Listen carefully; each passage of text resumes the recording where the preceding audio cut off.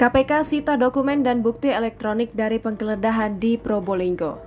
Komisi Pemberantasan Korupsi melakukan serangkaian penggeledahan di wilayah Kabupaten Probolinggo, Jawa Timur. Penggeledahan dimaksud berkaitan dengan penyidikan kasus dugaan penerimaan gratifikasi dan tindak pidana pencucian uang untuk tersangka Bupati Nonaktif Probolinggo, Puput Tantriana Sari dan kawan-kawan. Pada Rabu 27 Oktober 2021, tim penyidik menggeledah rumah kediaman di Desa Pabean, Kecamatan Dringu, Kabupaten Probolinggo, rumah kediaman di Desa Kalirejo, Kecamatan Dringu, Kabupaten Probolinggo, serta rumah kediaman di Kelurahan Sukabumi, Kecamatan Mayangan, Kota Probolinggo. Sehari sebelumnya, Selasa 26 Oktober 2021, tim penyidik menggeledah kantor keuangan daerah Kabupaten Probolinggo di Jalan Raya Panglima Sudirman, nomor 134 Kecamatan Kraksa, Kabupaten Probolinggo.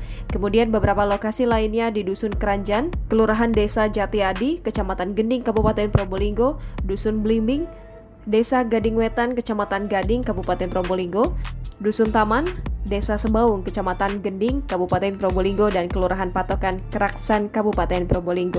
PLT juru bicara KPK Ali Fikri dalam keterangannya mengatakan selanjutnya KPK akan segera meneliti keterkaitan bukti-bukti tersebut dan segera menyita untuk melengkapi berkas perkara tersangka Puput Tantriana Sari dan kawan-kawan.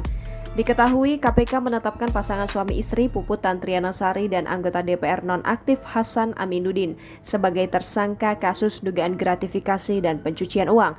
Penetapan ini merupakan pengembangan kasus dugaan suap terkait seleksi jabatan atau jual beli jabatan pejabat kepala desa di Pemkab Probolinggo yang menjerat Puput, Hasan, dan 20 orang lainnya.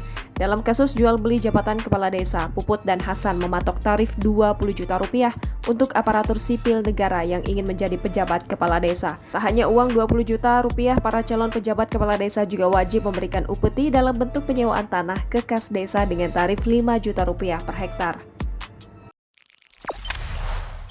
Jangan lupa subscribe, share, komen, dan like ya!